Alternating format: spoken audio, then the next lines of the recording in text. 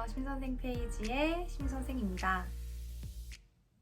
그 다음으로 이제는 수업 나눔으로 넘어가 볼게요. 수업 나눔을 저는 1차 합격 전까지는 거의 그 존재 자체를 잘 몰랐어요. 어떤 문제가 구성되어 있는지 잘 몰랐는데 지금 시간을 돌린다면 이 수업 나눔을 처음부터 준비하고 싶어요. 수업 나눔이라는 거의 존재가 엄청 크더라고요, 점수가. 100점이라 치면 수업 시간이 50이면 수업 나눔이 50이니까 수업 나눔을 진짜 잘해야겠죠. 그런데 중요한 건 수업 시연을 좀 망치면 수업 시연에서 할 말이 좀 없어져요. 그래서 반대로 저는 수업 나눔을 이렇게 천천히 보면서 수업 나눔에서 대답할 거리들을 수업 시연에서 넣어놓는 게 중요하겠다는 생각이 많이 들더라고요. 즉 수업 나눔을 위한 장치들을 수업 시연에 넣는 거죠. 그래서 제가 수업 나눔 문제를 전에 저희가 이렇게 만들었던 거 갖고 왔는데, 예를 들면 이것도 기출로 보시면 감이 좀 잡히실 거예요. 또는 뭐 여러 시중에 나와 있는 면접책들 중에서도 수업 나눔이 나와 있는 경우가 많으니까 이제 그걸 참고로 해서 내시면 되는데, 이게 제가 아까 문학 보여드렸던 그 문제인데요. 여기서 수업 나눔을 했었는데 질문 중에 이게 있네요.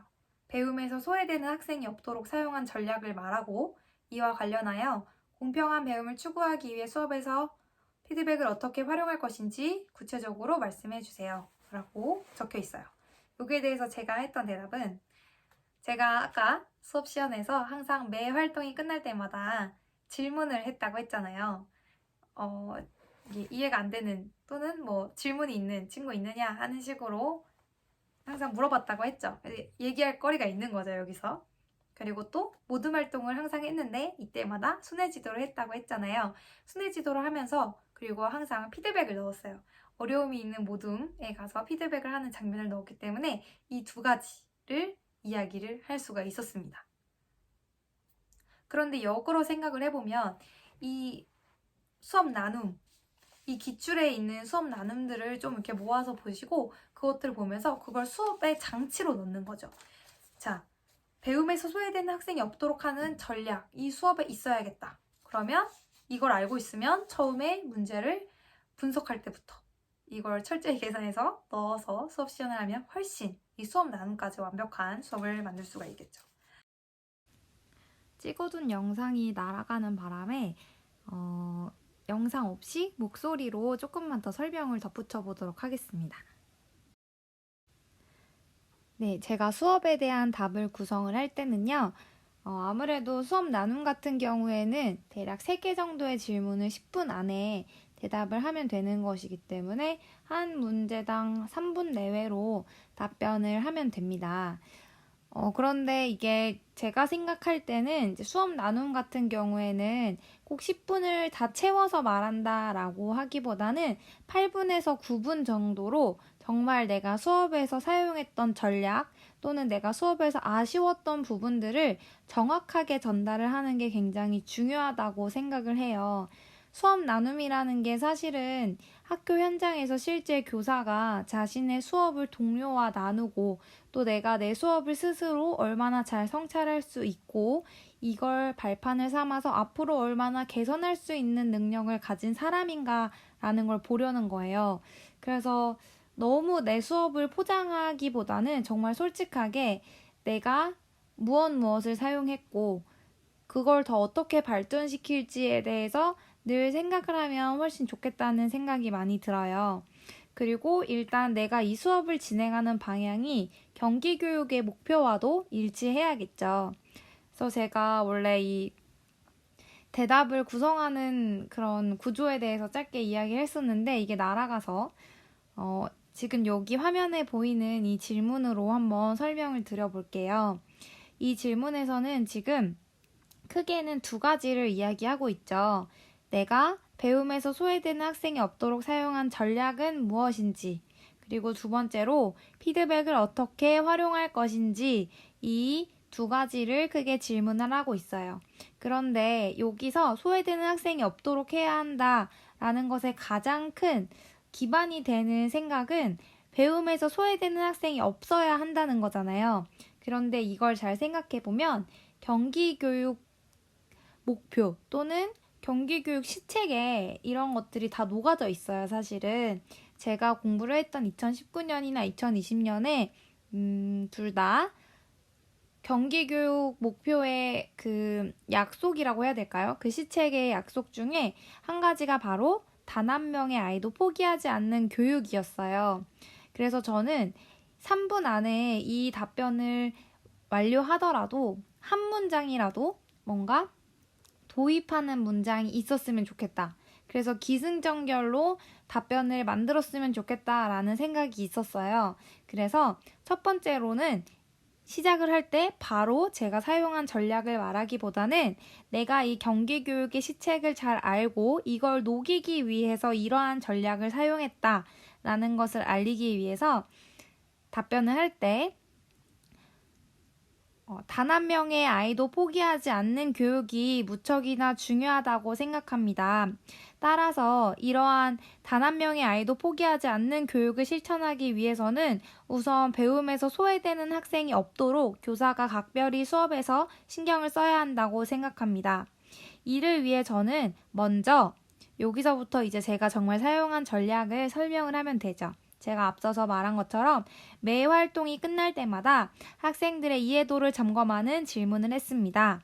여기에 대해서 이제 제가 직접 사용했던 발문을 인용해도 좋고 학생들의 반응을 인용해도 좋고요. 그래서 이야기를 한 후에 다음으로 모든 활동을 할 때에는 항상 순회 지도를 실시했습니다. 라든지 해서 수업에서 순회 지도를 하는 중에 어떠어떠한 어려움이 있는 모둠을 만났습니다. 이런 식으로 하면서 제가 어떻게 배움에서 소외되는 학생이 없도록 전략을 사용했는지를 이야기를 하는 거죠.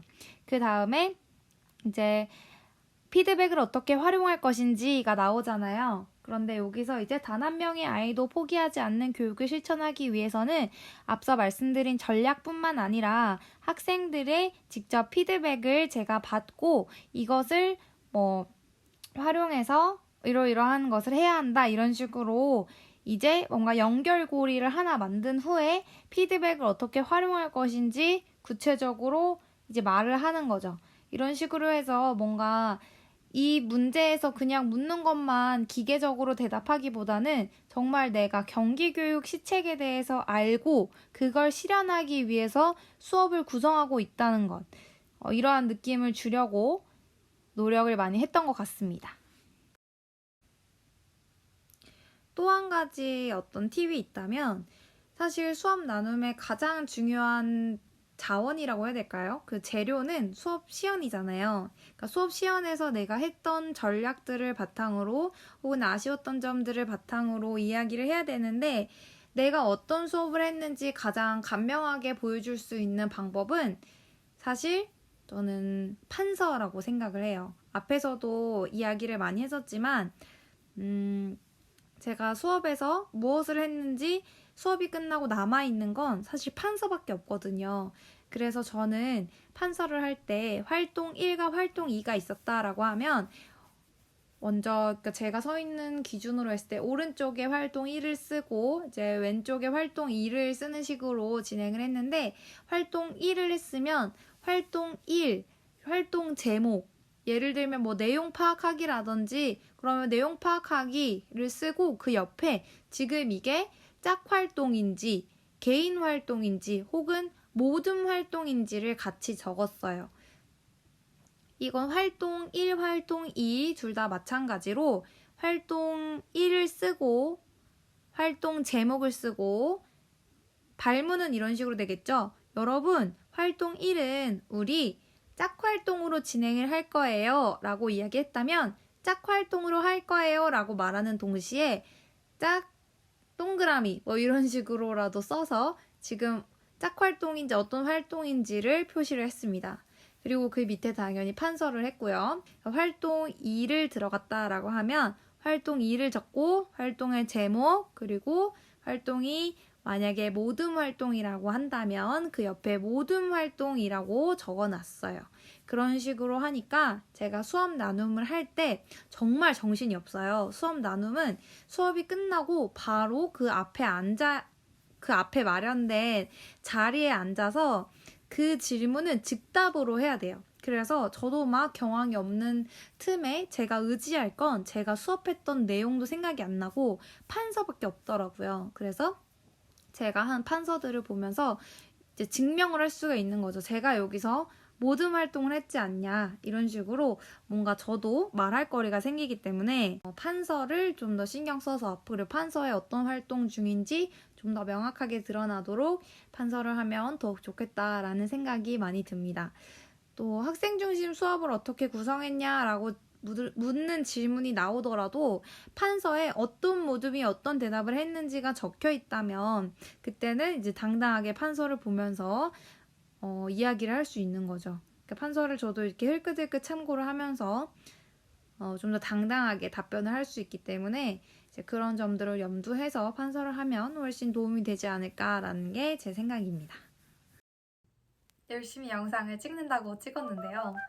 사실 여러분들이 어떤 점이 가장 궁금하실지 감이 좀 안 오기도 하고, 제 딴에는 또 여러분들에게 지금 시점에서 필요하다고 생각되는 것들을 이야기했는데요. 지금 혼자서 이렇게 이야기하고 있으려니까 수업 시연하는 그런 느낌이기도 합니다. 열심히 찍는다고 찍었지만 그래도 궁금한 점이 여전히 많이 있으실 거라고 생각해요. 또 질문이 있으시면 댓글로 달아주시고요. 제가 최대한 열심히 답변을 해보도록 하겠습니다.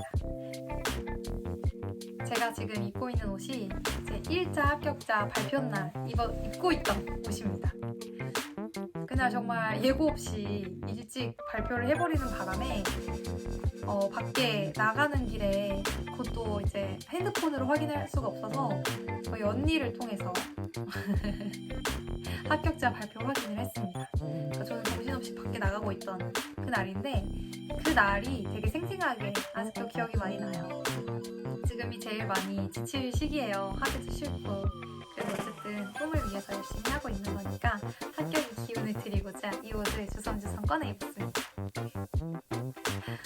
오늘이 일요일이고 저는 내일 출근을 합니다. 그런데 이 주말에 제가 이 옷을 나갈 곳도 없는데 주섬주섬 꺼내 입었으니까 이 영상을 보신 여러분들 꼭 좋은 결과 있으시길 바라고, 또 2차 스터디 많이 힘들고 지칠 텐데